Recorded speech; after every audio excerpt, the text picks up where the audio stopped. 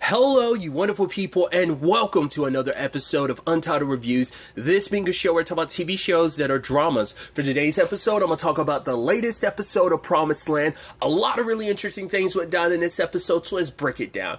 So, obviously, picking up in the aftermath of last episode, Antonio's discovery, he lets his mom know about, I found my grandfather, your dad's, old man Honeycroft's, bones. But by the time they get back there, they've already been moved. Turns out Javi ended up telling his father Gonzo, and Gonzo ended up moving him because, he'd do anything to protect Joe, I guess just because of their history and stuff like that. Because I guess Joe's always been good to him afterwards, because also, if Joe was in any shape or form responsible, it's like, Honeycroft wasn't the greatest person, so I guess it's no skin off his own back. If anything, I think a lot of people are willing to go far for Joe because he's been good to all of them, whereas maybe Honeycroft wasn't. That's my thought process, because it's still up in the air. Even with the ending, I'm not sure if Joe actually did do something or whether he's just protecting someone who might be responsible. Because I'm like, not unless it's a Billy thing, not unless it's a Letty thing, but it looked like it might lean all on Joe, that Joe might have done it, but maybe he had his reasons for it. I don't know. Because, like I said, I was under the impression, her dad was sick, but it's apparently there have been rumors around that Joe killed old man Honeycroft, from the very beginning. It just seems like, and Antonio takes advantage of this situation to make it so no, I'm going to do this and hurt my dad, which Margaret was kind of like, no, let's not do this, because she's like, I may have my issues with Joe. Joe may hurt you, he may have hurt me, but I will never believe him to be a killer. And I think that is kind of sweet, despite you're in a position to try and destroy him, you didn't take this opportunity, because despite everything, there was one point in time you fell in love with him because you know how much of a good guy he is. So that is interesting that, you would think Margaret would have pulled the trigger on this immediately. So when the Carlos stuff does eventually come up, I'm curious, will Margaret pull the trigger on that? Well, because Antonio's also, because Antonio doesn't care about the, ripple effect of the damage that he's going to cause, as long as it means taking down his dad. I mean, that's part of me wonders, is it even about your mom winning at this point? Is it just about hurting your dad, making sure that he loses? That comes maybe first and foremost, but I think it's because he's got such tunnel vision on that. And even Javier kind of said, this is very Shakespearean of you, and this is going to come back to bite you. And I think Antonio doesn't think much of that, but I think it will. The moment Joe finds out what you've been doing, he probably will, you thought things were bad before, but it's understandable why Antonio would feel the way he does. It's my father turned his back on me. My entire family left me to hang. When my dad made his decisions to kick me out just because I'm gay. That's what this was about. It's not because I did something terrible. It's because I am who I am, and that's why my father didn't accept me. It's so I refuse to accept him. Because the entire time, Javier's oh, aren't you trying to protect your dad? And he was yeah, but if my father killed my grandfather, then why would I protect him?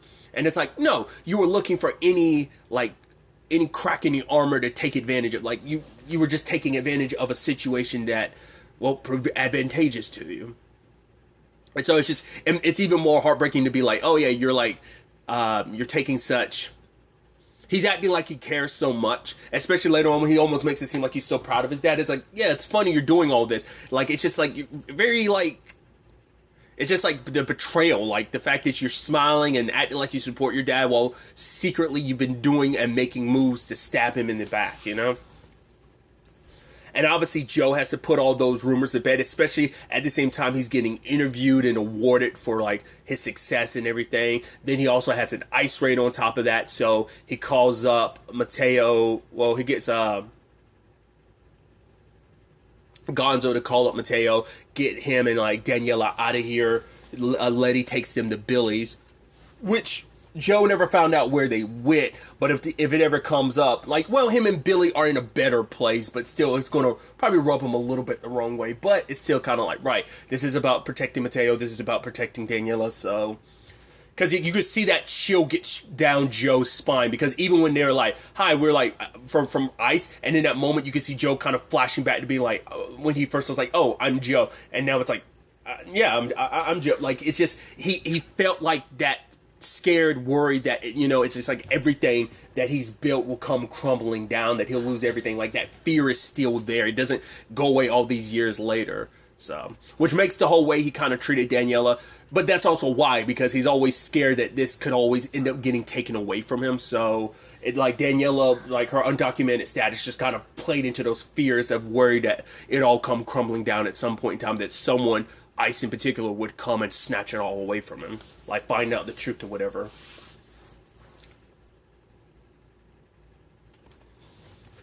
It was also really interesting, too, to learn so much about Joe in the regard of, like, obviously when the rumors start spreading, because Antonio was like, no, let the rumors spread, blah, blah, blah, blah. It's like, because even Javier was like, if he did something to your grandfather, shouldn't we bring it to the police so he has an opportunity to clear his name? He's like, no, Antonio doesn't want that, because as long as the rumor mill is circulating, then he'll be able to kind of, like, it'll tarnish his reputation enough that it'll kind of screw him over in the long run.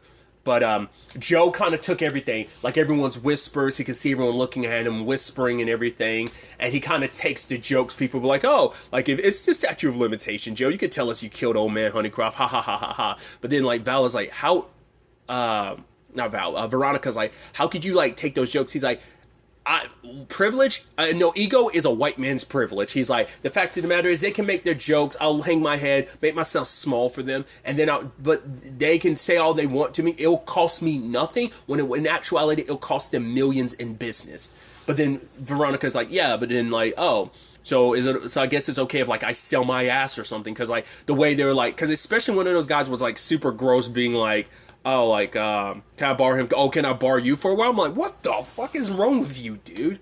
You don't talk to, especially someone's daughter like that? Shut up. It's like, but once again, it's that privilege and stuff like that.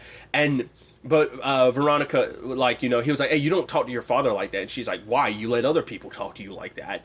But, in front of everybody, he kind of took what Veronica said to heart, and he made it clear. He's like, right, I get why you're spreading all these rumors. Why? Because it makes you feel better. Because someone like me, who built this from nothing, who worked hands in the dirt to get to where I am, built all that I've got, of course you need it to be that I'm a murderer, because it makes you feel better. Because it's like, no, there's only one explanation why this brown man was able to do better than me. It's because he murdered his way to the top. It's like, yeah, it makes you feel better. I mean, look at you, so-and-so, like, your business started off twice as big as mine, and it's like, did that work out for you? Didn't he point out one of the other guys is like ended up dropping out of college or something like that? Like he's putting everybody else, like that dude Wayne, he was tearing into him first and then moved over to the other dude. It's like, yeah, it makes you feel better to know like, hey, like that's the only way, it's your way to keep me down. And Joe's like, I made myself small to appease you. I'm done with that. Me and my family, before we were asking for a slice of the pie, bump that. We're taking the whole damn pie now. I'm like, hell. I was like, that's some like gangsta ass shit, dude. I love it. And I think I love it because who was the first person to start clapping to? Margaret, because she even says at the end, it's like, right, that reminds me of, in moments like that, she's like, kind of reminds me of why I fell in love with you in the first place. He's like, Margaret, I promise you I had nothing to do with your father. She's like, I know. Because that's what I was kind of inkling, like the way Margaret was kind of like, no, don't pull on this string, and Antonio did it anyway. I'm like, you think Margaret has something to do with it? Because it could be a thing of she might be responsible for her dad's death in some shape or form, but she blamed Joe anyway because it's like, right, if it wasn't for you, we wouldn't even gotten to that point. I don't know. Because we see at the end, Gonzo did move the body for Joe. Which we know, but it's like, would Joe only be doing that because he did do something, or he just doesn't want... I don't know. It's hard to say, like, has he been lying the entire episode? Like, that makes it seem, like, super sinister, but maybe it's also, like I said, he might be protecting someone in the long run. Not less this is, like, ties back to Rosa. Because Letty wasn't around in this episode for us to really get her insight into it, because if she was around, probably her and Joe would have talked about it. I mean, I'd assume she knows about it. Like, I'm sure she would know better than anyone Joe's secrets, but maybe there's stuff even she's been kept in the dark about. What about Billy? Does Billy know about this? Because once again, the piece to all of this too that continues to elude us is, what about Rosa? Did she eventually pass away? Did she move away? Is she just somewhere else in the country? Like, I don't know. Because that's why I'm wondering, like, did something tie in here? And so Joe did, but like, or at very least he covered it up. He may not have been directly responsible, but maybe he knows who is, and he's protecting him. So like, my thought is, if Joe didn't do it for just his own reasons, maybe he was doing it to protect someone like Rosa, or maybe Rosa did it and he's protecting. I don't know. We'll have to wait and see. But there is also the Javier and Antonio thing, because Javier was kind of like, right, I owe your dad a lot. The fact is he made me GM and stuff like that, and I'm not going to be part of your games. But then it turns into a thing of like, oh, like where was his backbone 10 years ago? They do their thing, but sadly Antonio's just kind of hitting it and quitting it, because it's like, right, this little moment, it was nice, it felt great, but it doesn't change anything. It doesn't change the fact is you weren't there for me when I needed you. Like, you're up here talking about like, oh, what we could have been. It's like, yeah, we wouldn't even have to be thinking about what ifs if you had stood up for me back then, if you were by my side instead of leaving me high and dry, you know? It's like, yeah, things would have been rough, but at least we would have had each other through it all. So, and that, you know, Javier just kind of like, you know, for him, it's like, I've apologized enough. Like, what else can I do? And he's like, there's nothing. Like, you can't change the past. So, like, what's done is done. And this is just, he's like, oh, I'll see you later. It's because Antonio's just trying to protect himself because he got hurt before when it came to Javier. He's not trying to go down this route again. So, complicated love is interesting because it trickles throughout the entire element of this episode. First and foremost, like, obviously all the past stuff with, I think it was kind of mean on Rosa's part. I get it. She's also looking out for the best interest of her sister, because she's like, okay, you are just going to be picking grapes or whatever. Like, that's fine and dandy for you, but like, because he's like, oh, I like Letty. And Rosa's like, yeah, but like, oh, what's she supposed to see? Like, she, in her mind, it's like, you got to live your life. Like, the fact is, she's kind of meant for more. Like, can you say the same thing for yourself? I'm like, but it's just because she knows what her sister dreams of and everything. It's even a conversation Letty says, like, later on, of like, right, well, you can come to this country no matter where you're from and be whatever you want to be. But Rosa kind of thought she saw what, which is such a shame, because it's like, I don't know if Rosa already knows about what's going on between Billy and, because I'm sure the same thing she would have said the same exact thing to Billy. But the sad thing is she ended up saying it to Joe, which I think made him scared to ever tell her. Because that's the thing, like, it's like, he's like, shouldn't it be obvious? I can't let Letty look at me and tell how I feel about her. And I think she did, but it's just like the thing of like how she felt about Billy just translated more. It was more obvious. He was a little more upfront with how he felt about her. But you could tell she felt awkward, because it's like, right, she didn't like sneaking behind Joe's back. But Billy's like, nah, it doesn't matter. Like, it's not like you belong to him. It's like, yeah, but Joe's a good guy. He's like, yeah, but I'm a better one. And it's just like, the fact is Billy said that, you're just like, oh, that's kind of a crappy thing to say. Especially because you out of anyone knows how your brother feels about Letty. You've known from the beginning, and he made a whole point about that. But it's like, oh, but then Billy was like, oh, I see the way you're eyeing like Margaret and stuff like that. So they're all caught in complicated situations, because Joe loves Letty, but he did kind of start having feelings for Margaret. But then you have like then you have Letty, who does kind of have a thing for Joe, but has more of a thing for Billy. So it is sad in the long run. But Joe, and this also plays into why Margaret cares so much about him too. It's like, he did something that no one else was willing to do. Like, the way her father kind of treated her, he kind of stood up to Omen Honeycroft and got slapped in the face for it. But it's like, yeah, but then like him and Margaret kissed, but he was like, oh, I'm sorry. And she's like, right, you love Letty. It's like, maybe you should tell her how you feel before it's too late. And then like Margaret was going to tell him about her and Billy, because she saw them making out, but decided not to, because this, once again, it plays into even present day. She doesn't want to do it. She does still care about him to some extent. He is still, like, regardless of everything, the history they had for years, then even just before even getting married, the history they had, like, kind of in this somewhat courtship they had, and then, like, the fact that they have 3 children together, it was all going to,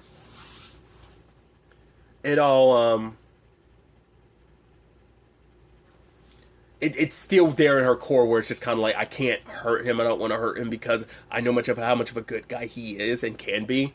Despite everything, despite being hurt, despite my son, my oldest, being hurt, it's still, I don't know, I thought that was interesting. And by the time he got the courage to say, like, hey, he feels about Letty, he saw them together. He didn't even get an opportunity to tell her how he really felt. The question is, like, was she kind of oblivious? Was she just kind of ignoring how he really felt at the time? Or was she fully aware? Or was she aware on some subconscious level, but she never really let it click in her head? I don't know. But this did lead to the start of things between him and Margaret, which was kind of like very like, I mean, it's a modern day thing, I'm sure, like even a more modern, I don't know. But it makes me think of like an 80s and 90s thing of like, oh yeah, like a kid, oh, I'm sneaking into like a girl's room. Like, I think that probably still applies even present day, but it just feels like such an 80s and 90s movie thing. So that was kind of a cute thing. And but it's also a little heartbreaking because you're right. He's like, right, like, I don't love Letty. It's like, the sad thing is you do. It's just your heart broken over this situation knowing she's with your brother. But, Margaret was like, what changed? And he's like, us, so... But still, it's just, I think what sours it is also because knowing, like, right, his heart, because even Margaret's like, yeah, even when we were together, I always knew, because she knew from the beginning how she felt about Joe, but always knew how he felt about Letty. Even when they were together, he was still in love with her. So it always sours it a little bit with that asterisk beside it, but also you add in the element of knowing where their story ends up. It makes that even more heartbreaking, so... But, continuing down this relationship route, we had the whole situation with, like, Carmen working on, like, a bottle, like, her and Michael pitch, well, more so her pitches, like, this idea to Veronica, but Veronica kind of shuts it down, and you're like, that was kind of harsh. She's like, right, you think I'm going to put my credibility on the line for you? And I'm like, wow. And then, like, Michael and Carmen start talking, I'm like, oh, boy, this is about to get bad.